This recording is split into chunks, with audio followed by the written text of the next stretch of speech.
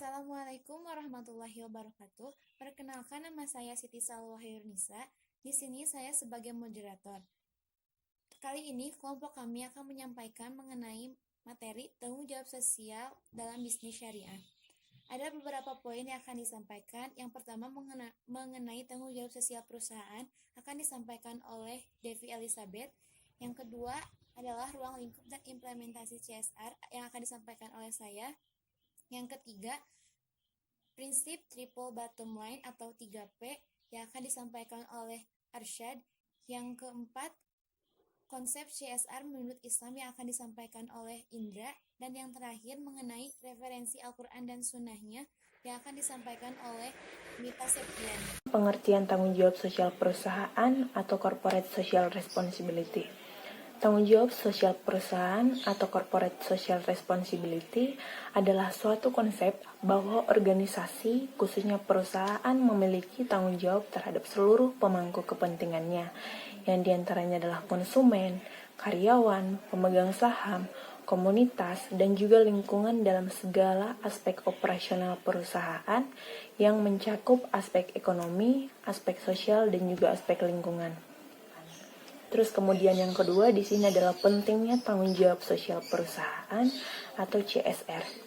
Keraf pada tahun 1998 menyebutkan beberapa alasan perlunya tanggung jawab sosial perusahaan. Di antaranya adalah yang pertama, kebutuhan harapan masyarakat semakin berubah. Masyarakat semakin kritis dan peka terhadap produk yang akan dibelinya, sehingga perusahaan tidak bisa hanya memusatkan perhatiannya untuk mendatangkan keuntungan. Kemudian yang kedua, terbatasnya sumber daya alam.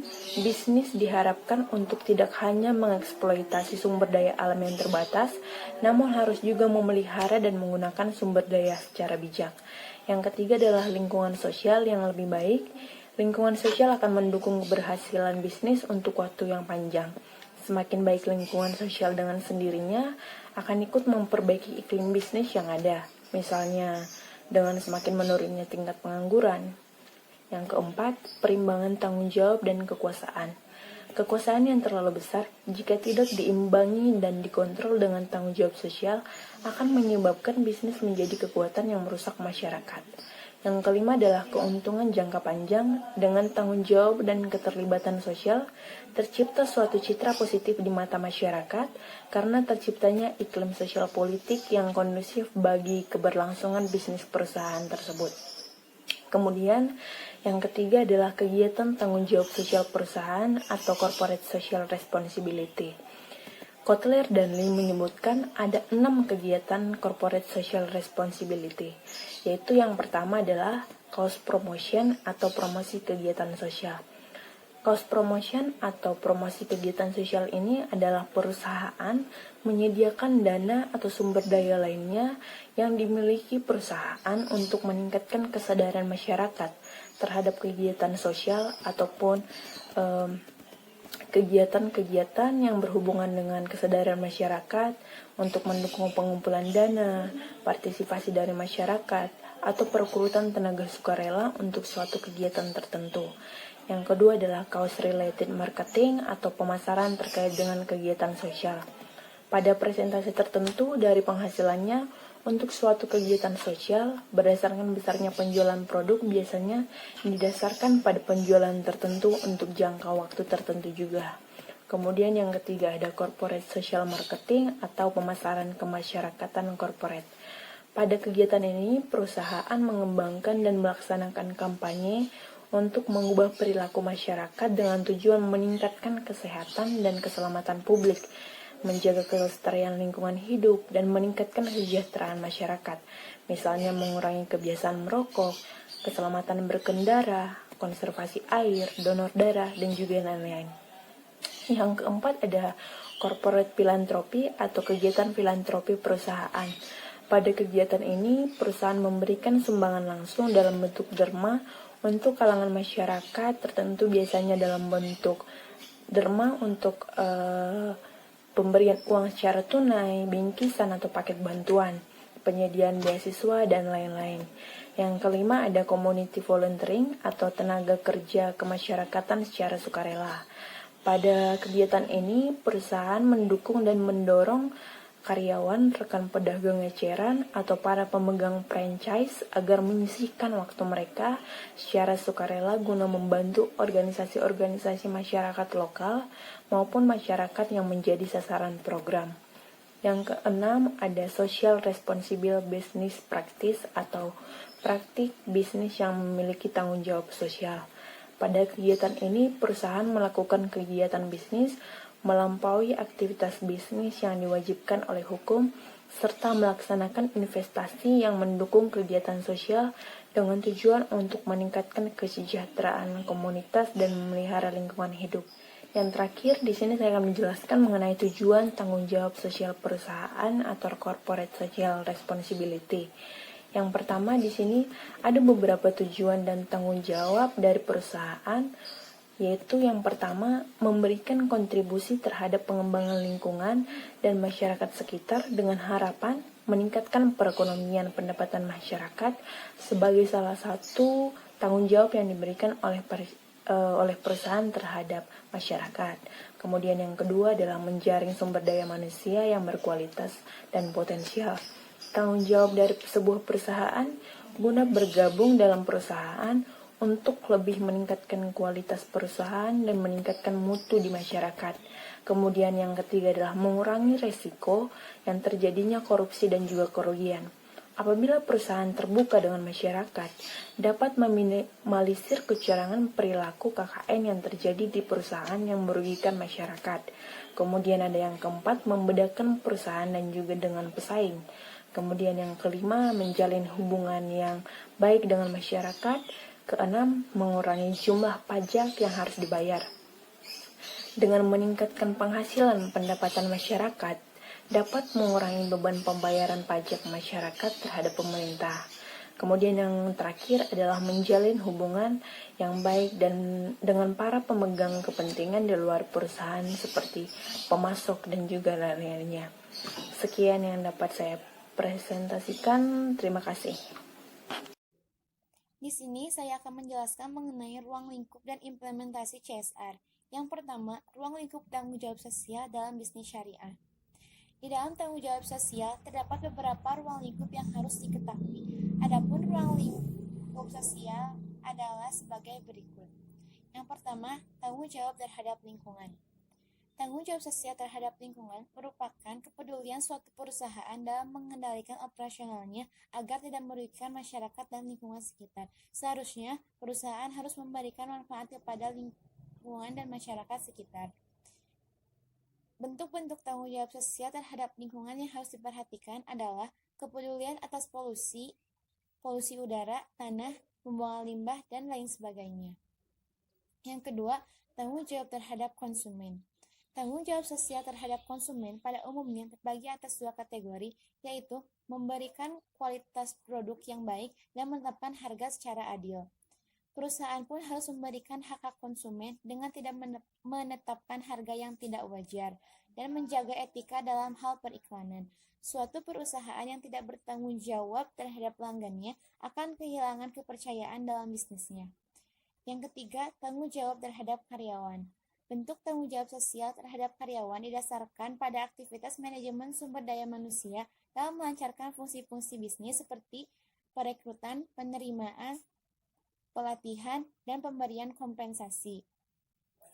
Perilaku tanggung jawab terhadap para karyawan memiliki komponen hukum dan sosial. Suatu perusahaan dapat dikatakan memenuhi komponen tersebut ketika memberikan kesempatan yang sama tanpa memandang faktor-faktor suku, jenis kelamin, atau faktor lainnya yang tidak relevan. Yang keempat, tanggung jawab terhadap investor. Perusahaan bertanggung jawab terhadap para investor dengan cara mengelola sumber daya investor dan memperlihatkan status keuangan para investor dengan jujur. Perusahaan harus menghindari tindakan yang tidak bertanggung jawab terhadap para investor dengan cara memberikan keterangan yang menyimpang mengenai sumber daya. Yang kelima, tanggung jawab terhadap umat. Dalam bisnis Islam, tanggung jawab sebagai pengusaha dan pedagang muslim adalah membayar zakat kepada yang berhak menerimanya, fakir miskin. Yang kedua, implementasi Corporate Social Responsibility atau CSR. Dalam upaya mencapai efektivitas implementasi tanggung jawab sosial perusahaan, sedikitnya ada 4 model atau pola yang secara umum dilaksanakan. Yang pertama, keterlibatan langsung. Perusahaan menjalankan program tanggung jawab sosial secara langsung dengan menyelenggarakan sendiri kegiatan sosial atau menyerahkan sumbangan ke masyarakat tanpa perantara. Yang kedua, melalui yayasan atau organisasi sosial perusahaan. Perusahaan mendirikan yayasan sendiri di bawah perusahaan atau grupnya. Model ini merupakan adopsi dari model lazim yang diterapkan dari perusahaan di negara-negara maju. Biasanya, perusahaan menyediakan dana awal, dana rutin, atau dana abadi yang digunakan secara atur bagi kegiatan yayasan. Yang ketiga, bermitra dengan pihak lain. Pihak perusahaan melakukan kerjasama dengan lembaga sosial atau organisasi non-pemerintah, instansi pemerintah, universitas, atau media massa, baik dalam mengelola dana maupun dalam pelaksanaannya. Yang keempat, mendukung atau bergabung dalam konsorsium. Perusahaan turut mendirikan menjadi anggota atau mendukung suatu lembaga sosial yang didirikan untuk tujuan sosial tertentu. Dibandingkan dengan model lainnya, pola ini lebih berorientasi pada pemberian hibah perusahaan yang bersifat hibah pembangunan. Implementasi tanggung jawab sosial perusahaan yang memiliki efektivitas yang tinggi hanya dapat dicapai jika pelaku usaha tidak lagi hanya sebagai dermawan. Sikap seperti ini berdampak negatif, yaitu melestarikan ketergantungan pada uang kontribusi. Dalam konteks pelaksanaan tanggung jawab sosial perusahaan, semestinya dapat dibangun suatu relasi dalam bentuk mitra kerja atau antara perusahaan dengan masyarakat setempat dalam upaya mencapai tujuan bersama. Terima kasih. Assalamualaikum warahmatullahi wabarakatuh. Perkenalkan, nama saya Arsyad Suradinata, NPM 183402207. Saya di sini kelompok tanggung jawab sosial dalam bisnis syariah. Saya di sini akan menjelaskan prinsip triple bottom line atau 3P dan reputasi perusahaan. Yang pertama, pengertian triple bottom line atau 3P. Bahwa tanggung jawab sosial dan lingkungan merupakan tanggung jawab dunia bisnis untuk menjadi akuntabel terhadap seluruh stakeholder, bukan hanya kepada stakeholdernya saja. Di sini ada beberapa konsep the triple bottom line. Konsep triple bottom line adalah dapat digunakan sebagai landasan prinsipal dalam aplikasi program corporate social responsibility pada sebuah perusahaan. 1. Profit. Profit merupakan unsur penting dan menjadi tujuan utama dari setiap kegiatan usaha. Yang kedua, people. Perusahaan harus memiliki kepedulian terhadap kesejahteraan manusia. Yang terakhir, planet atau lingkungan. Hubungan perusahaan dengan lingkungan adalah hubungan sebab akibat, di mana jika perusahaan merawat lingkungan, maka lingkungan akan memberikan manfaat kepada perusahaan. Lalu di sini ada teori-teori yang mendasari triple bottom line. Yang pertama, teori legitimasi adalah sebuah kondisi atau status yang ada ketika sistem nilai entitas kongruen dengan sistem masyarakat yang lebih luas di tempat entitas tersebut berada. Yang kedua, teori stockholder. Budimata Rudito menyatakan bahwa terdapat dua bentuk dalam pendekatan stockholder, yaitu old corporate relation dan new corporate relation. Ada 3 pendekatan stockholder, yaitu 1. Deskriptif. Pendekatan ini pada intinya menyatakan bahwa stockholder secara sederhana merupakan deskriptif yang realitas mengenai bagaimana sebuah perusahaan beroperasi.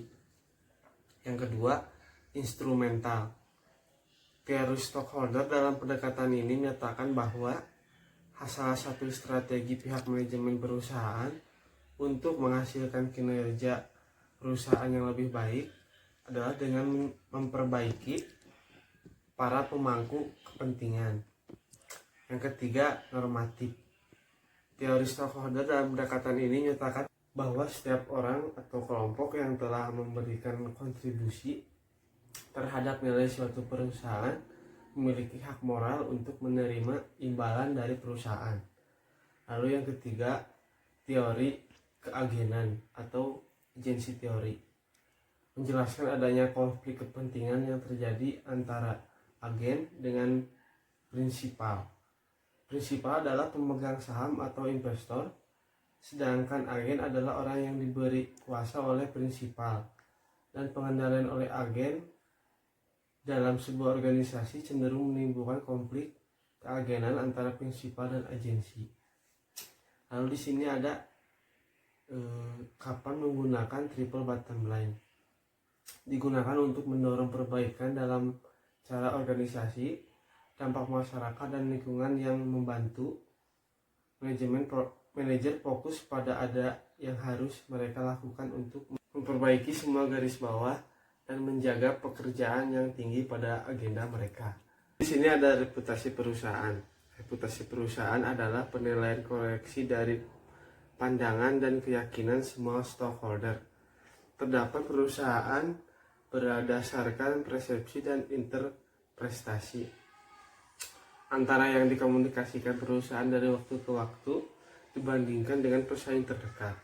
Lalu di sini ada 4 hal yang penting dalam mengukur reputasi suatu perusahaan. Yang pertama ada kualitas produk. Kualitas produk perusahaan itu sendiri, kalaupun memiliki suatu produk yang sangat menarik, tetapi tidak berfungsi dengan baik, maka reputasi juga berkurang. Nomor 2, keuntungan dari perusahaan. Bagi perusahaan non-publik, hal ini bukan menjadi masalah karena laporan keuangan tidak dibuka ke publik. Namun bagi perusahaan yang publik, hal ini merupakan faktor penting. Yang ketiga, bagaimana manajemen perusahaan. Manajemen perusahaan tidak boleh hanya bersembunyi di kantor sepanjang tahun. Seorang pemimpin harus dapat terlihat pada publik dan harus mampu menyampaikan visi misi pada publik. Yang terakhir, 4, bagaimana tanggung jawab sosial perusahaan. Sewajarnya adalah tanggung jawab sosial bagi perusahaan, dimulai dari hal sederhana seperti menjaga etika bisnis dan menjaga etika moral. Terima kasih. Assalamualaikum warahmatullahi wabarakatuh. Assalamualaikum warahmatullahi wabarakatuh. Perkenalkan, nama saya Indra Maulana Nurdin, NPM 183402229. Di sini saya akan menjelaskan konsep CSR menurut Islam. Dalam perspektif Islam, Corporate Social Responsibility atau CSR merupakan realisasi dari konsep ajaran ihsan sebagai puncak dari ajaran etika yang sangat mulia. Ihsan merupakan melaksanakan perbuatan baik yang dapat memberikan kemanfaatan kepada orang lain demi mendapatkan ridho Allah Subhanahu wa taala. Di samping itu, CSR merupakan implikasi dari ajaran kepemilikan dalam Islam. Allah Subhanahu wa taala adalah pemilik mutlak atau hakikiyah, sedangkan manusia hanya sebatas pemilik sementara atau temporer yang berfungsi sebagai penerima amanah. CSR ternyata selaras dengan pandangan Islam tentang manusia sehubungan dengan dirinya sendiri dan lingkungan sosial. Dapat dipresentasikan dengan 4 aksioma, yaitu kesatuan, keseimbangan, kehendak bebas, dan tanggung jawab. Sebuah perusahaan mengembang tanggung jawab sosial dalam 3 domain. Yang pertama, pelaku-pelaku organisasi. Yang kedua, lingkungan alam. Yang ketiga, kesejahteraan sosial masyarakat. Yang pertama, pelaku-pelaku organisasi meliputi 1. Hubungan perusahaan dengan pekerja. 2. Hubungan pekerja dengan perusahaan. 3. Hubungan perusahaan dan pelaku usaha lain. Yang pertama, hubungan perusahaan dengan pekerja meliputi 1. Keputusan perekrutan, promosi, dan lain-lain bagi pekerja. 2. Upah yang adil. Yang ketiga, penghargaan terhadap keyakinan pekerja. Yang keempat, hak pribadi. Lalu yang kedua ada hubungan pekerja dengan perusahaan. Berbagai persoalan etis mewarnai hubungan antar pekerja dengan perusahaan, terutama berkaitan dengan persoalan kejujuran, kerahasiaan, dan konflik kepentingan. Dengan demikian, seorang pekerja tidak boleh menggelapkan uang perusahaan dan juga tidak boleh membocorkan rahasia perusahaan kepada orang luar. Praktek tidak etis lain terjadi jika para manajer bahkan harga palsu untuk makanan pelayanan dalam pembukuan keuangan perusahaan mereka ya. Beberapa dari mereka melakukan penipuan karena merasa dibayar rendah dan ingin mendapatkan upah yang adil. Pada saat yang lain, hal ini dilakukan hanya karena ketamakan. Bagi pekerja yang muslim, Allah Subhanahu wa taala memberikan peringatan yang jelas dalam Al-Qur'an surah Al-A'raf ayat 33, yang artinya, katakanlah, Tuhanku hanya mengharamkan perbuatan yang keji, baik yang nampak maupun yang tersembunyi, dan perbuatan dosa, melanggar hak manusia tanpa alasan yang benar. Yang ketiga ada hubungan perusahaan dan pelaku usaha lain, meliputi yaitu distributor. Berkaitan dengan distributor, etika bisnis menyatakan bahwa seseorang harus melakukan negosiasi dengan harga yang adil dan tidak mengambil keuntungan berdasarkan bagian atau kekuasaan yang lebih besar. Untuk menghindari kesalahpahaman di masa depan, Allah Subhanahu wa taala telah memerintahkan kita untuk membuat perjanjian kewajiban bisnis secara tertulis. Transaksi goror antara perusahaan dan pemasoknya juga dilarang dalam Islam selain persoalan diperbolehkannya praktek agensi secara umum. Pedagang dilarang mencampur tangan dalam sistem pasar bebas melalui suatu bentuk perantaraan tertentu. Perantaraan semacam ini mungkin akan menyebabkan terjadinya inflasi harga. 2. Pembeli atau konsumen. Pembeli seharusnya menerima barang dalam kondisi baik dengan harga yang wajar. Mereka juga harus diberitahu bila terdapat kekurangan pada suatu barang. Islam melarang praktek-praktek tertentu ketika berhubungan dengan konsumen atau pembeli, yaitu yang pertama, penggunaan alat ukur atau timbangan yang tidak tepat. Yang kedua, penimbunan dan manipulasi harga. Yang ketiga, penjualan barang palsu atau rusak. Yang keempat, bersumpah palsu untuk mendukung sebuah penjualan. Yang kelima, membeli barang curian. Yang keenam, larangan mengambil bunga atau riba. Lalu yang selanjutnya ada pesaing. Meskipun negara-negara barat menyatakan diri sebagai kawasan berdasarkan prinsip persaingan pasar, publikasi-publikasi bisnis utama akan memperlihatkan bahwa sebuah bisnis akan berusaha memenangkan dirinya dan mengeliminasi para pesaingnya. Dengan mengeliminasi para pesaingnya, sebuah perusahaan selanjutnya akan dapat memperoleh hasil ekonomi di atas rata-rata melalui praktek-praktek penimbunan dan monopoli harga. Domain yang kedua ada lingkungan alam. Kaum muslimin selalu didorong untuk menghargai alam, bahkan Allah Subhanahu wa taala telah menunjukkan keindahan alam sebagai salah satu dari tanda-tandanya. Islam menekankan peran manusia atas lingkungan alam dengan membuatnya bertanggung jawab terhadap lingkungan sekelilingnya sebagai khalifah Allah Subhanahu wa taala. Dalam peranannya sebagai khalifah, seorang pengusaha muslim diharapkan memelihara lingkungan alamnya. Kecenderungan mutakhir, paham environmentalisme bisnis, di mana sebuah usaha secara proaktif memberi perhatian sangat cermat dalam memperhatikan lingkungan. Sebenarnya bukan merupakan sesuatu yang baru. Sejumlah contoh semakin memperjelas betapa pentingnya hubungan Islam dengan lingkungan alam. Perlakuan terhadap binatang, polusi lingkungan, dan hak-hak kepemilikan, dan polusi lingkungan terhadap sumber-sumber alam bebas seperti misalnya udara dan air. Lalu, domain yang ketiga ada kesejahteraan sosial masyarakat. Selain harus bertanggung jawab kepada berbagai pihak yang berkepentingan dalam usahanya dan lingkungan alam sekelilingnya, kaum muslimin dan organisasi tempat mereka bekerja juga diharapkan memberikan perhatian kepada kesejahteraan umum masyarakat di mana mereka tinggal. Sebagai bagian dari masyarakat, pengusaha muslim harus turut memperhatikan kesejahteraan anggotanya yang miskin dan lemah. Bisnis muslim harus memberi perhatian kepada usaha-usaha amal dan mendukung berbagai tindakan kedermawanan. Sekian dari saya. Assalamualaikum warahmatullahi wabarakatuh. Perkenalkan, nama saya Mita Septiani dengan NPM 183402203. Saya dari kelompok 10. Di sini saya sebagai pemateri kelima yang akan menjelaskan referensi Al-Quran dan Sunnah. Tanggung jawab sosial sering disebutkan di dalam Al-Quran. Al-Quran selalu menghubungkan antara kesuksesan berbisnis dan pertumbuhan ekonomi yang dipengaruhi oleh moral para pengusaha dalam menjalankan bisnis. Sebagaimana yang difirmankan oleh Allah Subhanahu wa taala di dalam Al-Quran surat Al-Isra ayat 35 yang mempunyai arti, dan sempurnakanlah timbanganmu apabila kamu menakar, dan timbanglah dengan neraca yang benar. Itulah yang lebih utama bagimu dan lebih baik akibatnya. Filsafat hukum Islam telah memberikan prinsip komitmen perusahaan kepada masyarakat yang dikenal dengan istilah zakat. Zakat ini diwajibkan kepada orang yang mampu, yang hartanya telah mencapai nisab, dan ditujukan kepada orang-orang yang membutuhkan. Kewajiban saling tolong-menolong ini dijelaskan di dalam Al-Quran surah Al-Ma'idah ayat 2 yang berbunyi, A'udzu billahi minasyaitonir rajim. Bismillahirrahmanirrahim. Wala ta'awanu 'alal itsmi wal 'udwan wattaqullah innallaha syadidul iqab, yang artinya, dan tolong-menolonglah kamu dalam mengerjakan kebajikan dan takwa, dan janganlah kamu tolong-menolong dalam berbuat dosa dan pelanggaran.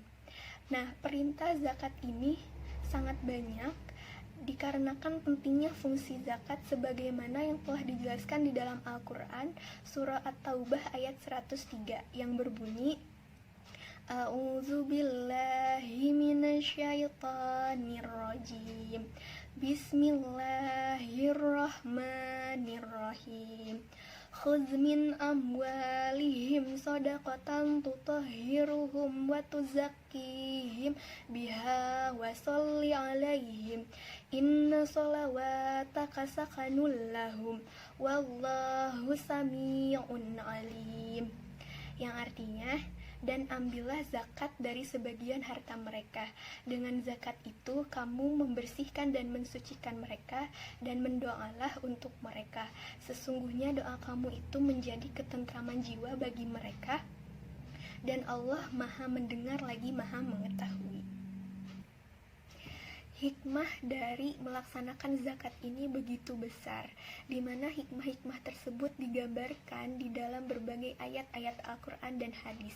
Di antaranya, yang pertama, mensyukuri karunia ilahi, menumbuh suburkan harta dan pahala, serta membersihkan diri dari sifat-sifat kikir, dengki, iri, dan dosa, melindungi masyarakat dari kemiskinan dan akibat kemelaratan, mewujudkan rasa solidaritas, kasih sayang antar sesama manusia, manifestasi kegotong royongan dan tolong-menolong dalam berbuat kebaikan dan takwa, lalu mengurangi kefakir miskinan yang menjadi masalah sosial, membina dan mengembangkan stabilitas sosial, serta salah satu jalan dalam mewujudkan keadilan. Nah, hubungan antara zakat dengan tanggung jawab sosial perusahaan ini memiliki keterkaitan dan dapat dikatakan memiliki makna yang sama. Nah, corporate social responsibility ini sejatinya merupakan mekanisme sosial untuk mendistribusikan harta yang dititipkan oleh Allah Subhanahu wa Ta'ala untuk diberikan kepada orang-orang yang lebih berhak menerimanya. Perhatian pada program aspek moral dalam bisnis ini juga telah dijelaskan oleh Rasulullah Shallallahu Alaihi Wasallam, yang dituangkan di dalam hadis yang diriwayatkan oleh Malik bin Anas, yang berbunyi, yaitu seorang pekerja atau buruh berhak memperoleh paling sedikit memperoleh makanan dan pakaian yang baik dengan keadaan yang layak, dan tidak dibebani dengan pekerjaan yang di luar batas kemampuannya. Hadis tersebut menuntun pada pemahaman bahwa upah minimum semestinya upah yang memungkinkan seorang pekerja atau buruh dapat memperoleh makanan dan pakaian yang layak dan cukup bagi dirinya dan keluarganya.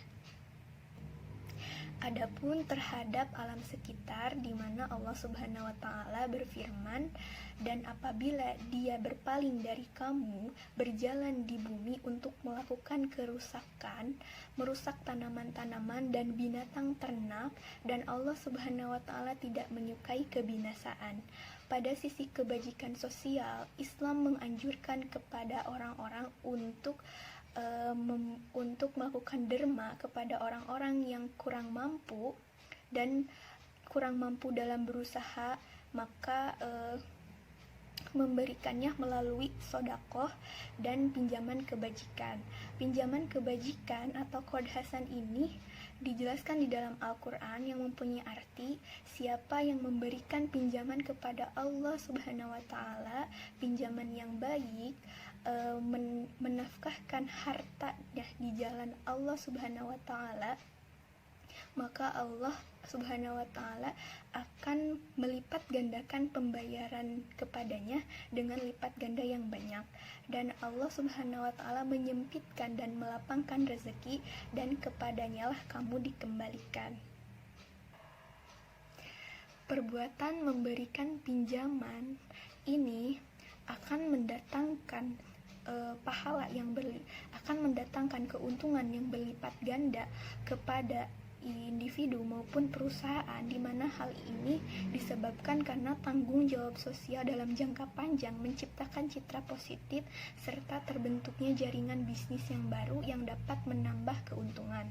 Sebagaimana sabda Rasulullah dalam hadis yang diriwayatkan oleh Salman bin Amir, yaitu sedekah terhadap fakir miskin adalah sedekah, sedangkan sedekah terhadap kepada kerabat akan mendatangkan 2 pahala, yaitu pahala sedekah dengan pahala silaturahmi. Sekian materi yang dapat saya sampaikan. Assalamualaikum warahmatullahi wabarakatuh.